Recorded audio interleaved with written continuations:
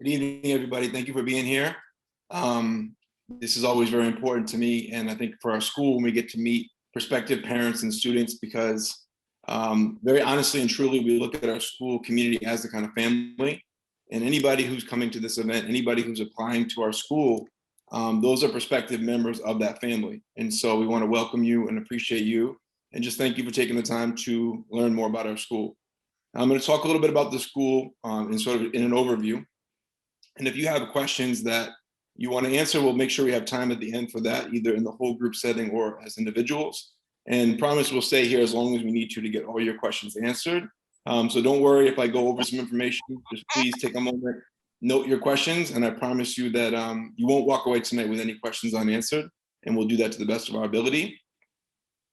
We are a grade 6 through 12 tuition-free public charter school in Brooklyn. Now that means that we are both a high school and a middle school. Our middle school feeds into our high school. We opened our doors in 2013 with 138 sixth graders. And I'll talk a little bit later on about sort of where those students are now and what they're doing. But it's been a privilege to serve this community and to be working in this community since that time and to grow as a school and as a community. Now, our mission, as you heard in the video, is to empower students as scholars and citizens so they may lead fulfilling academic, personal, and professional lives. And that's very important to our staff because we don't see our students simply as students, as test takers. We see them as full people. And that means that our job is not just to serve them academically, but to make sure that that is also social emotional, that we're appealing to their interests and that we're offering them the kind of activities and programming that they want to be the kind of people that they want to be as young people and also as adults. So our school day, mind you, this is for in person. So I'm gonna talk a little bit about where we are in person and also where we are remotely. So during a typical school year prior to going remote, our school day was as follows. We had Mondays, Tuesdays, Thursdays, and Fridays that were full days. And those days went through the end of the school day, which is around 3:30. After that, we have clubs, we have tutoring, and we have athletics, and also after school, which you'll learn about a little later. You'll see that our breakfast, optional breakfast in the morning from 7:05 to 7:25.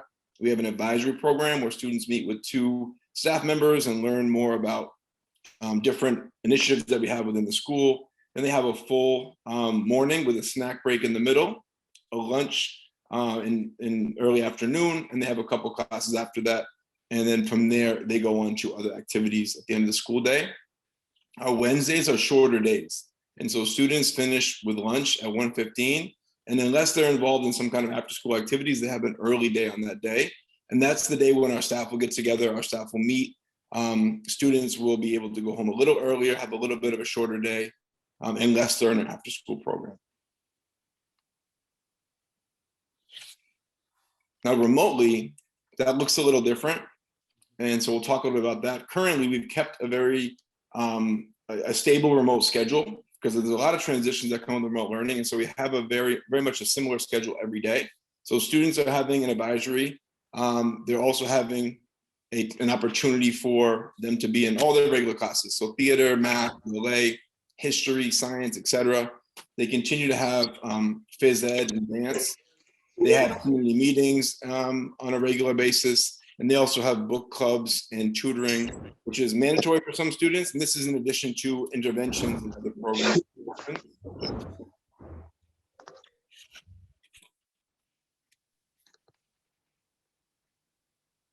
And so I want to talk a little about some of the key elements that drive our school and make us who we are. And one of those things, just right off the bat, is that we are a college prep school. We want to make sure that students have all the tools to succeed and to get into college and succeed there. And that includes a focus on liberal arts and sciences, right? Reading, writing, critical thinking. We focus on college as a 7-year pathway. As a middle school and high school, we have the luxury of being able to work with our kids over 7 years and make sure that they have all the opportunities along the way to prepare. And so that includes at the middle school, we have Regents courses for students. At the high school, there's also AP courses. But that's very important to us that kids have that option to go on to where they want to go on a post-secondary basis. The second thing is a focus on expert teaching. I think like people have said, caring teachers are incredibly important and competent teachers are very important, right? We have to have teachers who care and also teachers who know what they're doing and are at a high level, functioning at a high level professionally. So we have a lot of that being our focus in terms of developing teachers for a career path. We have year-round professional development and coaching for our teachers. And we have our teachers very much focus on one content area so they can develop a depth of knowledge and an ability to teach in a way that translates for our students and their learning.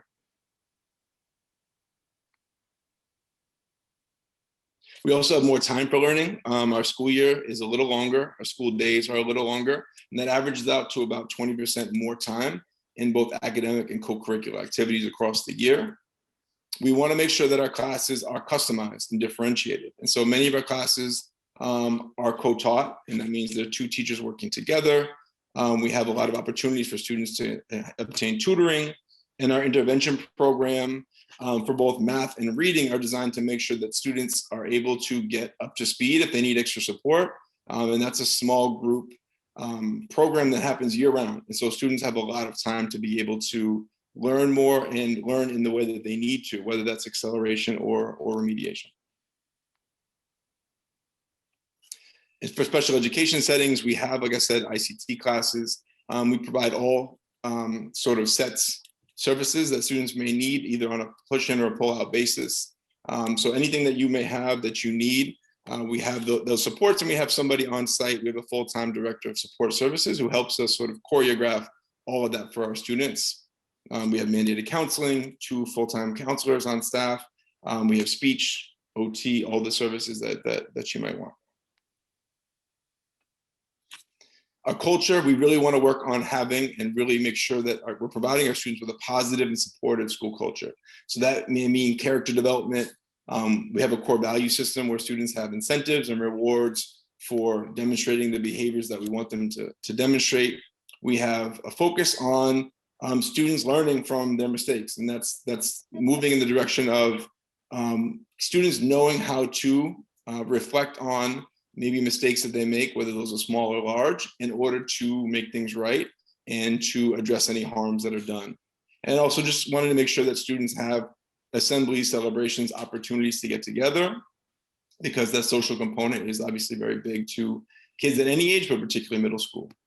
And the community involvement is important for us because we do want our students, we have some opportunities like a Love Your Neighbor month, a community service day, opportunities for students to get out into the community, to do things for others, and to learn about things beyond the classroom in the name of community service. And so a couple of examples there. We just finished a Black History Month celebration. We have a Latin Month history, a Latin Heritage Month celebration. Thank you. The Winter Games, Spirit Week, things of that kind are important to us as a school to get to know each other and to be able to bond and build community.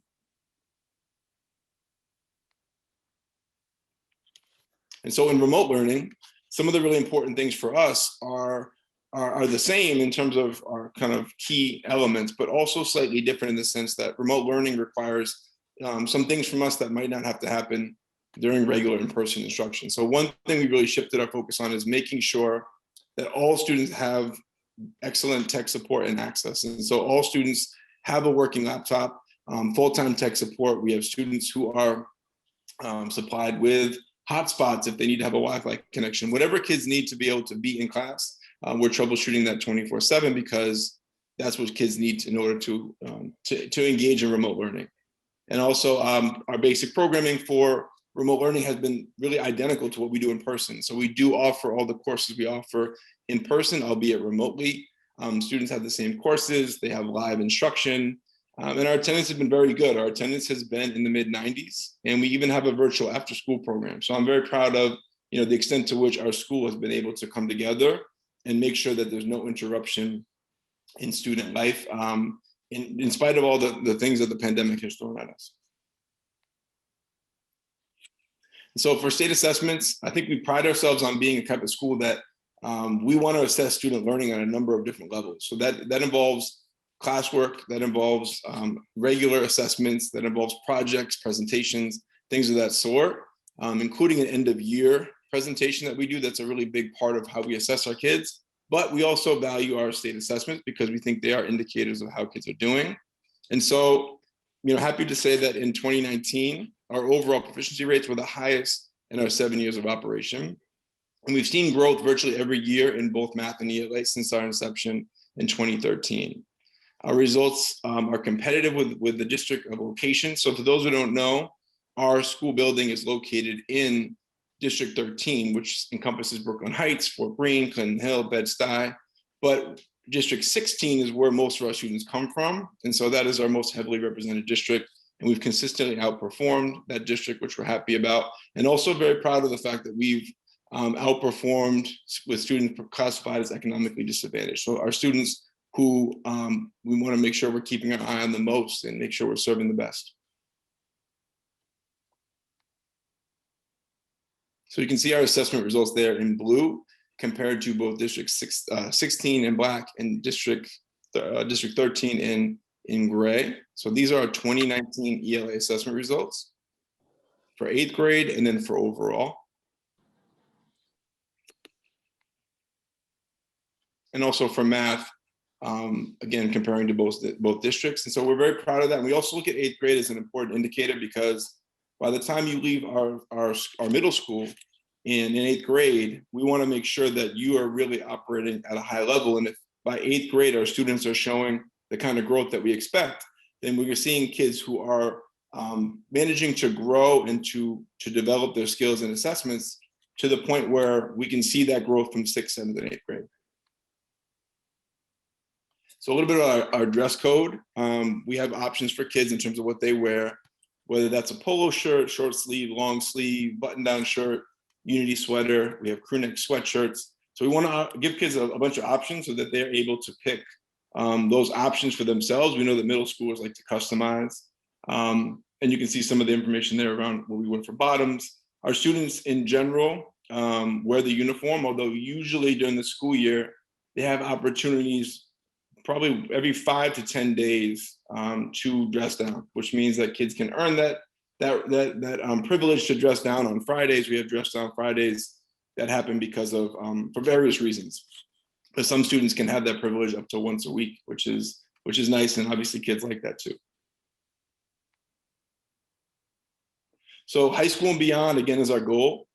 We believe that right now, when our students come to us in 6th grade, we are preparing them for college. And so we want to make sure that we're offering them what they need to get there. And that involves things like advanced placement when they get to our high school, internships, college now, things of that kind. And just very much celebrating the fact that last year, our first graduating class had a 98% graduation rate, which we're very proud of, which is very, very, very unusual, and 100% college acceptance rate. So those things I think are important to us because we see, again, our school as a 7-year school, and we want to make sure that kids are getting the very best from the time they enter our school to the time that they graduate and move on. So some key dates for you thinking ahead. April 1st is our lottery.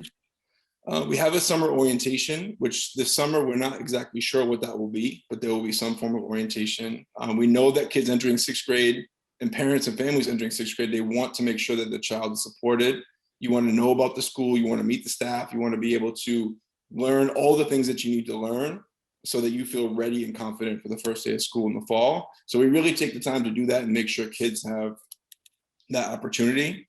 And then sometime in late summer 2021 would be our first day of school. And so what that looks like, I know those of you who might be wondering, is this in person, is this remote, is it hybrid?